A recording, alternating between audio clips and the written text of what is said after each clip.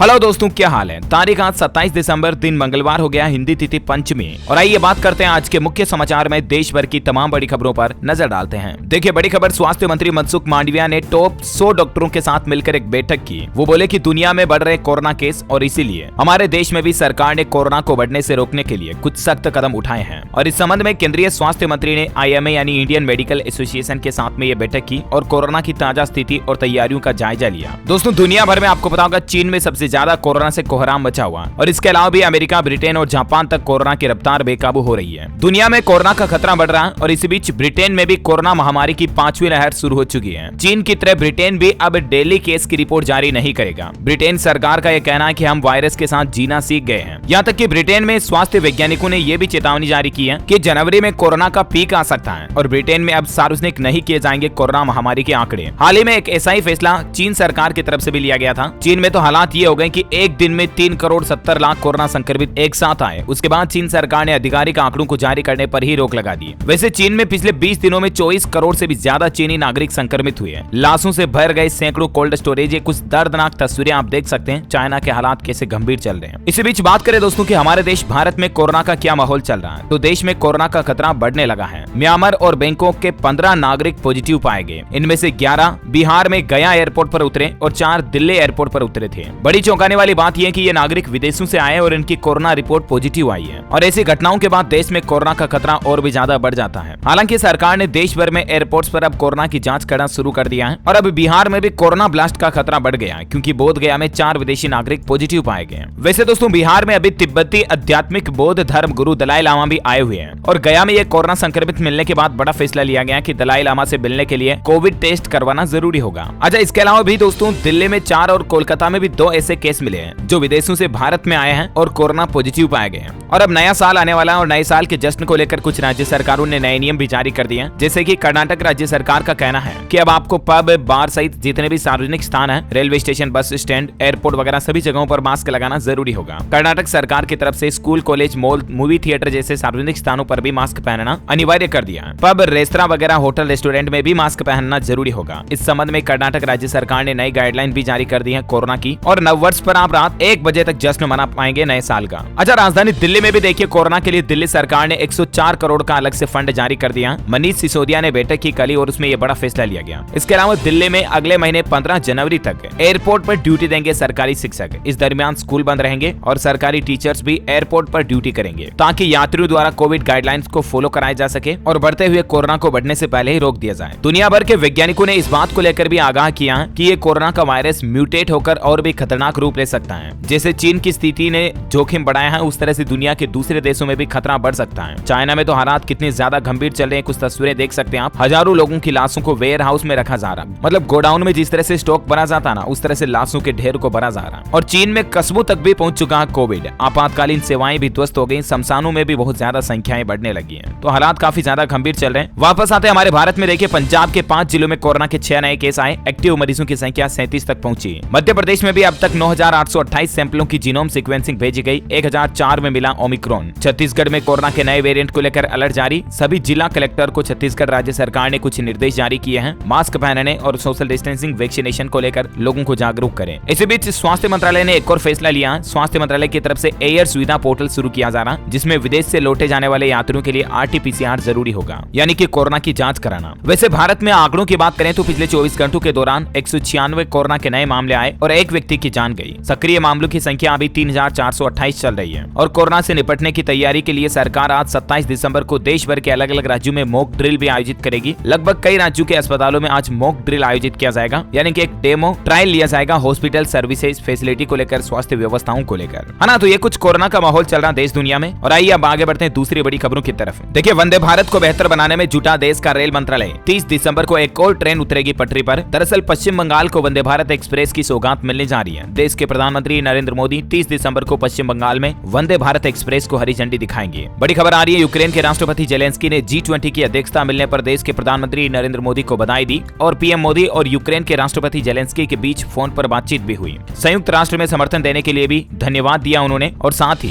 शांति formula पर भारत के समर्थन की उम्मीद भी जताई। दुनिया भर में मंदी पर एक रिपोर्ट आ रही कि साल 2023 में दुनिया भर में मंदी देखी जाएगी। CEBR की रिपोर्ट में कहा गया है कि पॉलिसी मेकर्स बढ़ती कीमतों के खिलाफ लड़ाई जारी रखेंगे और ब्याज दरें भी बढ़ती रहेगी। हालांकि इंडियन इकोनॉमी को लेकर एक अच्छी खबर आ रही है कि अगले 15 साल तक नहीं रुकेगी इंडियन इकोनॉमी की रफ्तार। अमेरिकी अर्थव्यवस्था को साल 2037 में भारतीय इकोनॉमी से सीधी टक्कर मिलेगी, है ना। और वह देखिए महंगाई का एक बड़ा झटका लगा है आम आदमी को नए साल से पहले। दरअसल मदर डेयरी की तरफ से दूध के दाम बढ़ा दिए हैं, 2 रुपए प्रति लीटर का इजाफा कर दिया गया। फुल क्रीम दूध अब आपको 66 रुपए प्रति लीटर में मिलेगा। राजधानी दिल्ली NCR में ये दाम बढ़ाए गए हैं और इस साल ये इस डेयरी ने 5वीं बार रेटें बढ़ा दी हैं। और अभी इस बढ़ोतरी के बाद फुल क्रीम, टोन्ड और डबल टोन्ड का रेट क्या होगा, दूध की नई कीमतें आप देख सकते हैं स्क्रीन पर। आज मंगलवार से ही ये नई बढ़ी हुई कीमतें लागू हो जाएगी, है ना। वैसे महंगाई का एक और झटका ये भी लगा कि LIC का होम लोन लेना भी महंगा हो गया। कंपनी की तरफ से हाउसिंग फाइनेंस का रेट बढ़ा दिया, यानी कि LIC हाउसिंग फाइनेंस से अगर आपने भी लोन लिया हुआ तो अब आपकी EMI बढ़ने वाली है। LIC HFL यानी कि हाउसिंग फाइनेंस लिमिटेड ने होम लोन की न्यूनतम ब्याज दर को बढ़ाकर 8.65% कर दिया, जो कि पहले 8.30% थी। इसमें 0.35% की बढ़ोतरी की गई है ना। और अगला अपडेट आ रहा है कि जम्मू कश्मीर से भारतीय सेना में शामिल हुआ अग्निवीरों का पहला बैच 1 जनवरी 2023 से इनकी ट्रेनिंग शुरू होगी। ऑटोमोबाइल इंडस्ट्री से खबर देखिए, मारुति ने प्रीमियम हैचबैक को किया अपडेट। बलेनो में Android auto and Apple car play के साथ आपको कई सारे शानदार फीचर मिलेंगे, कनेक्टिंग फीचर, है ना। अच्छा वही देखिए दोस्तों, किसानों के हालातों पर एक बड़ी खबर आ रही है कि टमाटर की फसल को नदी में बहा रहे हैं किसान, क्योंकि हालात ये हो रहे हैं कि 1 रुपए से भी सस्ते दाम पर बिक रहा है 1 किलो टमाटर। लागत निकालना भी मुश्किल हो रहा है। ये मध्य प्रदेश का आंकड़ा आ रहा है, जहां किसानों को 1 किलोग्राम टमाटर के लिए 90 पैसे दिए जा रहे हैं। किसान भाई लोगों का कहना है कि हमारी टमाटर की फसल की लागत भी नहीं निकल रही इसमें तो, और इसीलिए मंडियों में टमाटर बेचने की बजाय किसान भाई लोग नदी में बहा रहे हैं टमाटर को। यानी कई बार टमाटर, लहसुन, प्याज वगैरह इनके भाव इतने ज्यादा गिर जाते हैं कि किसानों को बहुत ज्यादा नुकसान होता है, राइट। ऐसे हालातों को कंट्रोल करने के लिए भारत सरकार को कुछ अच्छे कदम उठाने चाहिए ताकि किसानों की आय बढ़ सके। अच्छा अगली खबर है, गुजरात की यूनिवर्सिटी में नमाज पर बवाल बच गया। कॉमर्स डिपार्टमेंट में 2 स्टूडेंट्स ने नमाज पढ़ी तो इस विरोध में विश्व हिंदू परिषद ने भी हनुमान चालीसा का पाठ किया। वह देखिए दोस्तों, तुनिशा शर्मा केस पर बड़ी खबर आ रही है। आज होगा तुनिशा शर्मा का अंतिम संस्कार। कई सारे टीवी सीरियल्स और फिल्मों में काम कर चुकी मशहूर एक्ट्रेस ने हाल ही में आपको पता होगा खुद की जान ले ली थी। तो इस मामले पर उनके को एक्टर और उनके साथ काम करने वाले एक एक्टर सिजान मोहम्मद को पुलिस ने 4 दिन की रिमांड पर भी ले लिया, गिरफ्तार भी कर लिया। पुलिस का कहना है कि सिजान और तुनिशा के बीच ब्रेकअप हुआ था और इसी के टेंशन में तुनिशा ने ये कदम उठाया। हालांकि इस मामले में लव जिहाद का एंगल नहीं दिख रहा है, लेकिन सिजान बोला कि श्रद्धा केस की जब घटना हुई उसके बाद हमारा रिश्ता टूटा।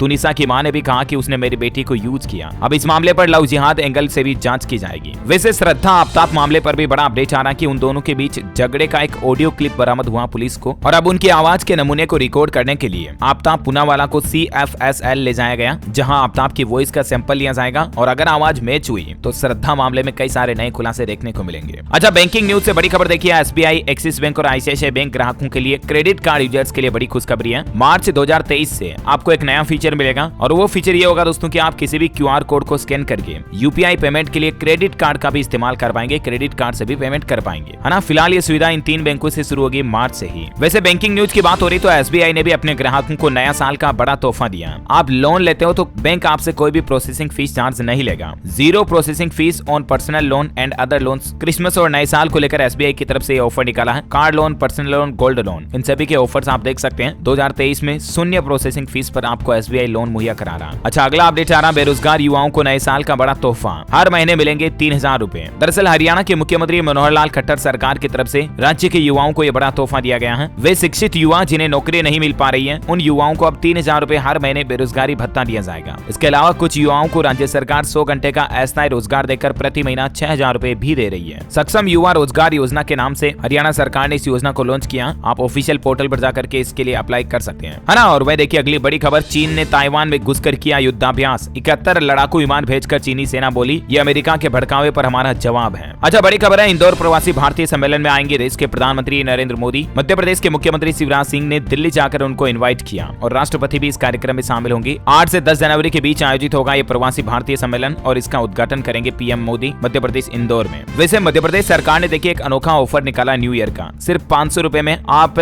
खूब शराब पीने का लाइसेंस ले सकते हैं। लिटरली मतलब आप अगर घर पर कोई जन्मदिन की पार्टी कर रहे हैं, कोई एनिवर्सरी कर रहे हैं या कोई शादी पार्टी है तो अब आपको शराब पार्टी का लाइसेंस मिल जाएगा। इसको लेकर मध्य प्रदेश के आबकारी विभाग ने 3 तरह के शराब पीने के लाइसेंस की प्रक्रिया को ऑनलाइन कर दिया। लाइसेंस के लिए आपको 500 रुपए का चार्ज देना पड़ेगा और घर में दारू पार्टी का लाइसेंस मिल जाएगा। उसके बाद घर में चाहे जितनी शराब पिए आपको पुलिस कुछ नहीं कहेगी। हालांकि इसके लिए होटल और कम्युनिटी हॉल, मैरिज गार्डन में अगर आप लाइसेंस लेते हो तो अलग अलग चार्जेस होंगे। देख सकते हैं आप 5000 से भी भरवा सकते हैं। वैसे दोस्तों 31 दिसंबर से पहले और आप कौन कौन से काम है जो निपटा लेने चाहिए आपको, वरना फिर परेशानी हो सकती है। इस संबंध में मैंने कल शाम को डीएलएस न्यूज के ऊपर एक सेपरेट वीडियो डाला है कि ये 5 काम आपको 31 दिसंबर से पहले जरूर कर लेने हैं। अगर आप भी प्राइवेट नौकरी करते हैं, पीएफ खाता खुलवा रखा तो भी कुछ इंपोर्टेंट टास्क है, तो इस वीडियो को जरूर देखिएगा, काफी महत्वपूर्ण जानकारी मिलने वाली है। 4-5 मिनट का छोटा सा वीडियो है, ठीक है ना। चलिए आगे बढ़ते खबरों की तरफ। देखिए आप, बिहार में बनेगी माता सीता की सबसे ऊंची प्रतिमा, अशोक वाटिका से लाई जाएगी जल मिट्टी शक्तिपीठ बनाने की योजना भी। रामायण रिसर्च काउंसिलिंग माता सीता की जन्मस्थली बिहार के पौराणिक तीर्थ सीतामढ़ी में ये सीता माता की सबसे ऊंची प्रतिमा स्थापित होने जा रही है। 12 एकड़ भूमि पर यह स्थापित होगी। अच्छा मैं देखिए, एनपीएस स्कीम में पैसा लगाने वालों के लिए जरूरी खबर है, 1 जनवरी से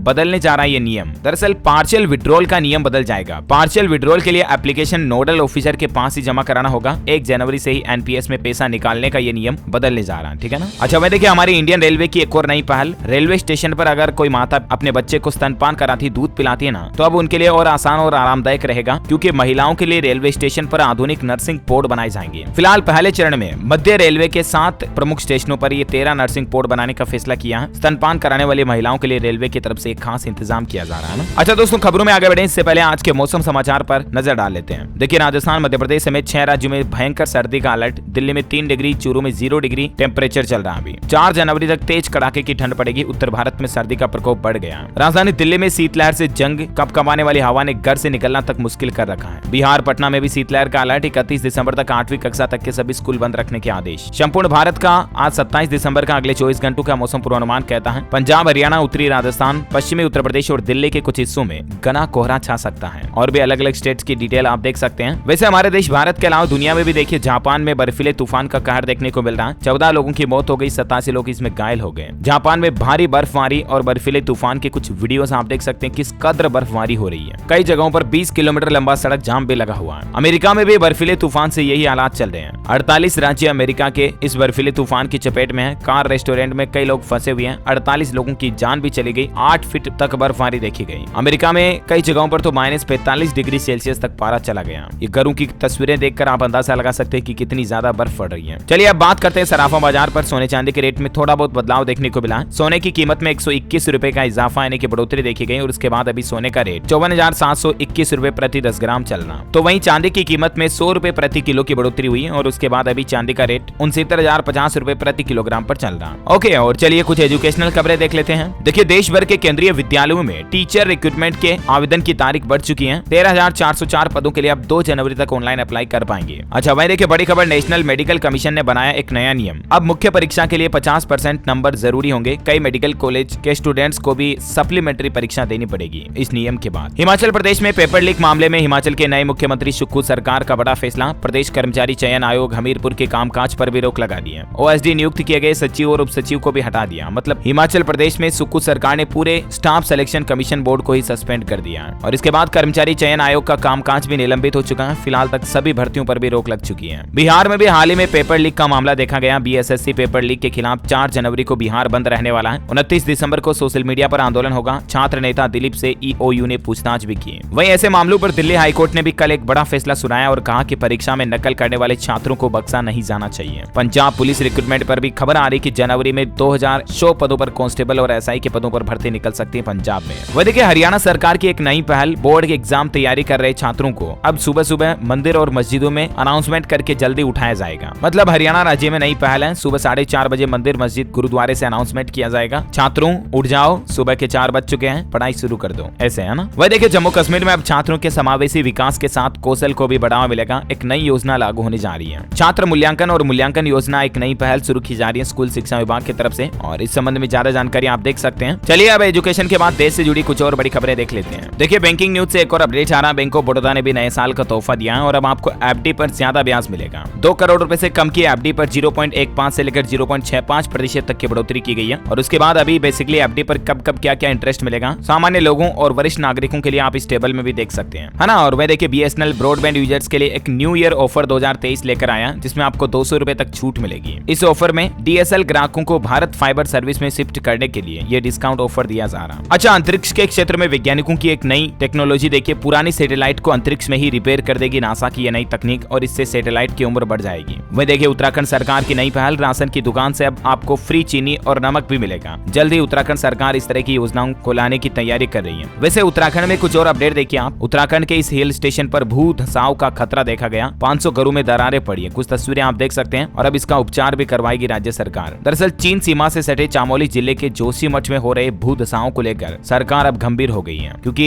इसके चलते कई घरों में गहरी दरारें देखी जा रही है। आप तस्वीरों में देख सकते हैं। अच्छा, वहीं उत्तराखंड के मुख्यमंत्री पुष्कर सिंह धामी ने विंटर लाइन कार्निवाल का भी शुभारंभ किया और बोले कि पहाड़ों की रानी मसूरी की विशिष्ट पहचान है और इसके अलावा अब हर साल निर्धारित प्रतिशत में बढ़ेगा वाहनों का किराया। इसके लिए उत्तराखंड सरकार ने एक समिति का गठन भी किया है। प्रदेश में व्यावसायिक वाहनों के किराए एवं माल भाड़े की दर अब निर्धारित प्रतिशत के हिसाब से हर साल बढ़ाई जाएगी। इस संबंध में ज्यादा डिटेल आप देख सकते हैं। अच्छा, अगली बड़ी खबर आ रही दोस्तों, हाल ही में आपको पता होगा ऐसी खबरें आई थी कि उत्तर प्रदेश के मदरसों में अब साप्ताहिक अवकाश में बदलाव किया जाएगा। मतलब शुक्रवार के बजाय अब साप्ताहिक अवकाश रविवार को रहेगा, मतलब वीकली हॉलीडे में बदलाव किया गया। ऐसी खबरें आई थी, राइट। तो इसको लेकर अब फैक्ट चेक सामने आ रहा है कि यूपी के मदरसों में साप्ताहिक अवकाश में कोई बदलाव नहीं किया है। अभी भी शुक्रवार को ही जुमे की छुट्टी रहेगी। वैसे उत्तर प्रदेश में योगी सरकार की तरफ से एक बड़ा फैसला ये लिया गया कि फील्ड में नशे के आदी पुलिस वालों की अब नौकरी जाएगी। आए दिन आपको पता होगा ऐसी खबरें देखने को मिलती, कई सारे सोशल मीडिया पर वीडियो भी आते हैं कि नशे में टुल्ल पुलिस वाले फील्ड पर कई बार सड़कों पर पड़े हुए नजर आते हैं। तो ऐसे पुलिस वालों को नौकरी से बर्खास्त किया जाएगा। और साथ ही उत्तर प्रदेश में पत्रकारों के लिए भी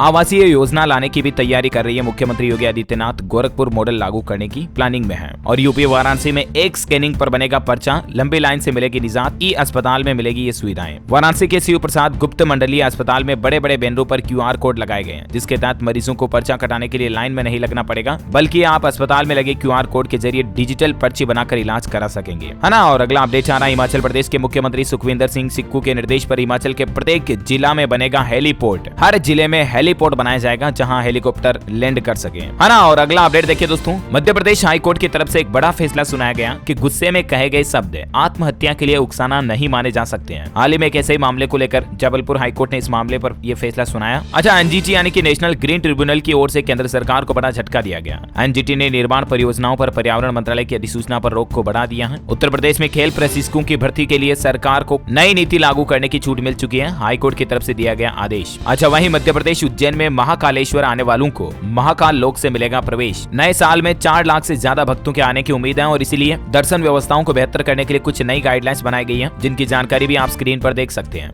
और बैंकिंग न्यूज से एक और खबर आ रही है, IDBI बैंक ने भी नए साल का तोहफा दिया। अब FD पर अधिकतम 7.60% का ब्याज मिलेगा। और अंतिम अपडेट है दोस्तों, किसान ड्रोन से बदलेंगे खेती के दिन। गरुड़ एरोस्पेस को सरकार से स्पेशल मंजूरी मिल चुकी है और अब किसान ड्रोन खेती में अलग अलग काम के लिए देखे जाएंगे टेक्नोलॉजी के साथ में, है ना। ओके दोस्तों, तो इसी कड़ी में आज दिन भर की तमाम बड़ी खबरें, मुख्य समाचार का अपडेट वीडियो यहीं फिनिश होता है। आप मुझे कमेंट करके बताइए दोस्तों की ए मेरे वतन के लोगों, ये देशभक्ति गीत किसके द्वारा लिखा गया। 2 ऑप्शन आपके पास, option A Bankim Chandra Chatterjee, option B Kavi Pradeep. Which is right option, let me know in the comment box. सही जवाब देने वाले लोगों को रैंडमली सेलेक्ट किया जाएगा हमारी DLS न्यूज टीम की तरफ से और आप जीत सकते हैं एक शानदार सरप्राइज गिफ्ट, जो कि गिव अवे के रूप में आप तक पहुंचा दिया जाएगा। और इसी के साथ ही अगर आपको वीडियो अच्छा लगा तो इसे लाइक करना, शेयर भी करना अपने दोस्तों के साथ फेसबुक और व्हाट्सएप पर, और हमारे चैनल DLS न्यूज को सब्सक्राइब जरूर कर लेना, ताकि आप ऐसी ही रोजाना की काम की खबरें और मुख्य समाचार तुरंत अपने मोबाइल पर देख पाओगे। Thank you, take care, good bye, जय हिंद, जय भारत, वंदे मातरम।